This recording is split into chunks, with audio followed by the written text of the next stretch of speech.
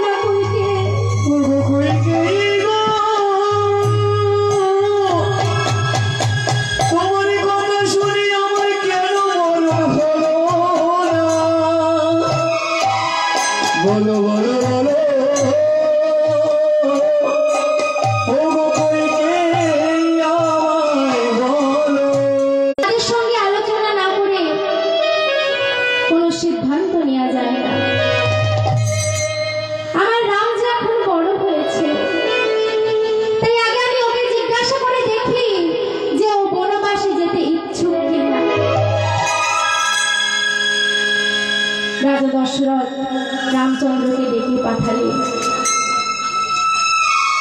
রামচন্দ্র এসে পিতার চরণে প্রণাম করে বলছি, পিতা পিতা আমায় কিছু বলছে। ওরে রাম, ওরে রাম, তোর মা যে আমাকে দুই দুই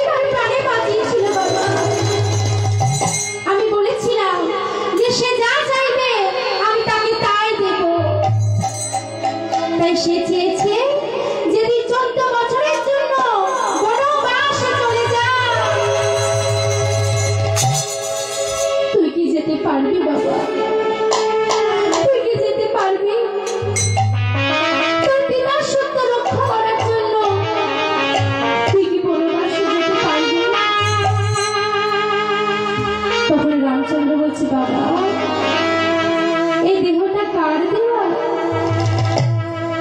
এই দেহটা তো আপনার দেওয়া। আপনি যদি কৃপা করে আমাকে এই দেহটা না দিতে তাহলে কি আমি এই দেহ পেতাম? আপনি যদি বলেন আমি 14 বছর কেন সারা জীবন মনে মনে কাটিয়ে দেব পিতা। ওরে রাম, আমি তোকে আদেশ করছি তুই 14 বছরের জন্য বনবাসে চলে যা।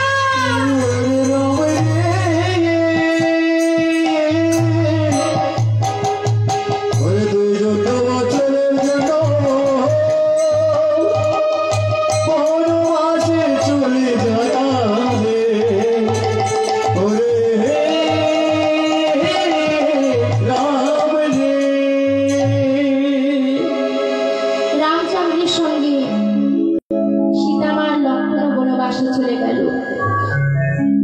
এইদিকে মা মন্থরা এত কুটিল ছিল, জানতো যে ভরত যদি থাকতো তাহলে রামচন্দ্রকে কখনোই বনবাসে যেতে দিত না। তাই কি করেছে না, ভরতকে আগে থাকতেই মামার বাড়িতে পাঠিয়ে দিয়েছে।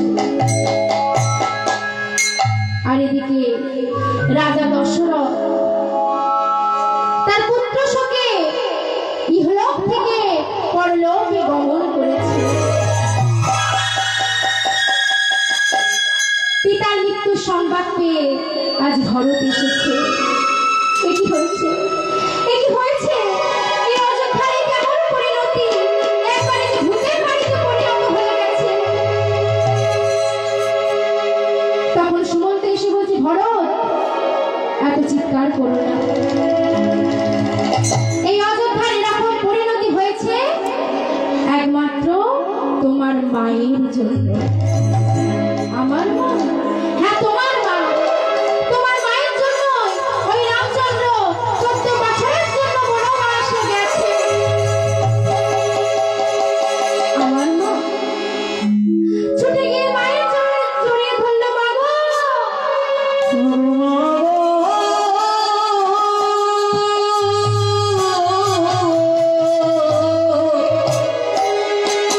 তুমি আমার কাজে করিলে বলো তুমি মা,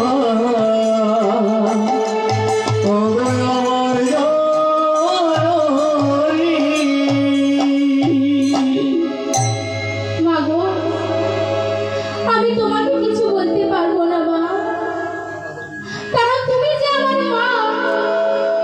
তবে আমি বলে দিলাম ইতিহাস কোনদিন তোমাকে ক্ষমা করবে না।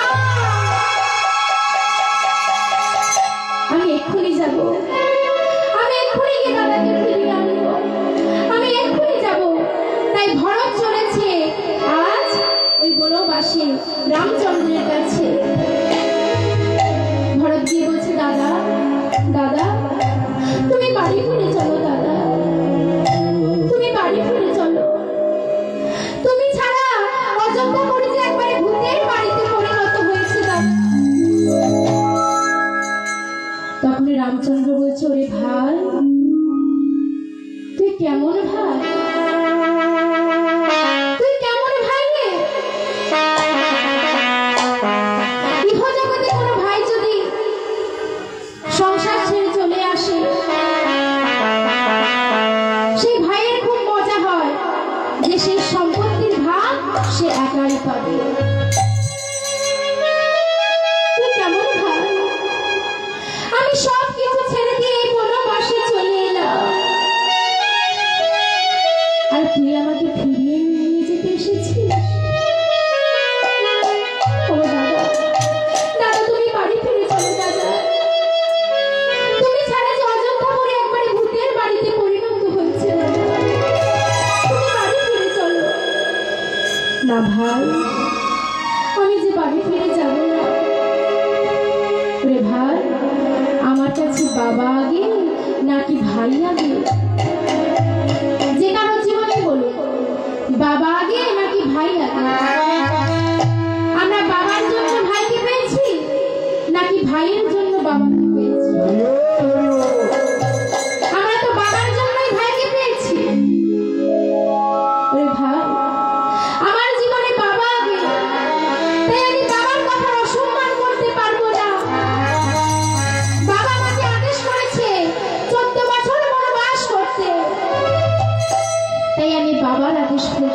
না ভাই। তবে শোন ভাই, তোর অনুরোধ যে আমি ফেলবো না। যেদিন 14 বছর পূর্ণ হবে সেই দিন আমি অযোধ্যাতে ফিরে যাব। ভাই আমি তোরই কথা দিলাম, আমার মনোভাব পূর্ণ হলে আমি যাব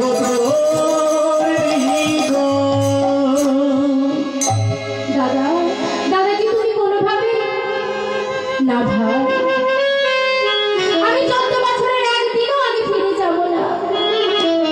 আমি যে বাবাকে কথা দিয়েছি, তুই চলে যা ভাই, তুই ফিরে যা।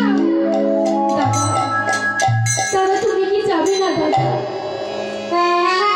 দাদা তুমি কি ফিরে যাবে না? তাহলে আমি তোমার জন্য এই পাদুকা দুটো এনেছি দাদা।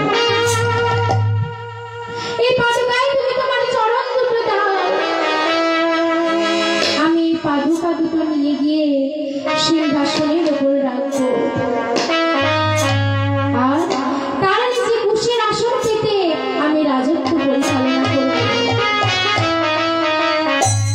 তাই মা, ওই পাদুকা দুটিতে চরণ দিলেন রাম, আর ওই পাদুকা দুটি নিয়ে গিয়ে সিংহাসনের উপর রেখে ভরত রাজত্ব পরিচালনা করছে। এবার আপনারা সবাই জানেন, 14 বছর বনবাস করে, রাবণকে বধ করে, সীতামাকে উদ্ধার করে যখন রামচন্দ্র ফিরল অযোধ্যায়, তখন চারিদিকে কত হুল্ল, সবাইকে কত কিছু দান করছে। কাউকে সোনার হার, কাউকে মুক্তার মালা, কাউকে হীরের আংটি, সবাইকে কত কিছু দান করছে। তখন ভরতের কাছে এসে বলছে, বল ভাই, বল তোর কি চাই, বল ভাই আমার, তুই একবার বল তোর কি চাই। তুই যা চাইবি আমি তোকে তাই দেব। তখন ভরত বলে, কি জানো?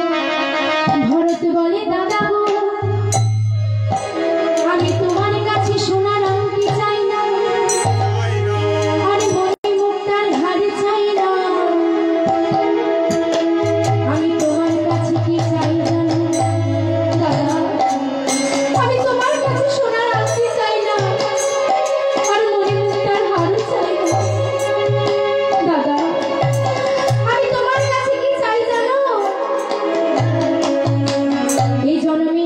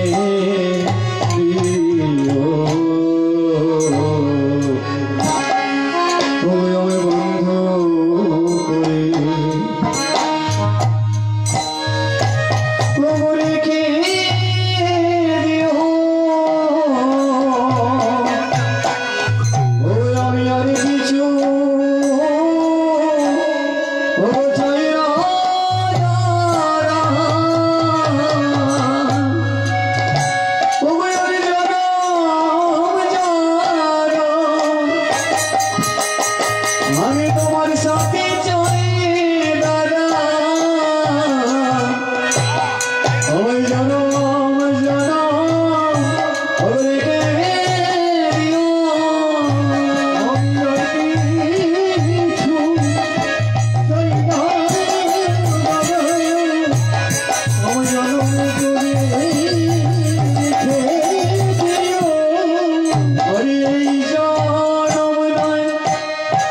Yeah.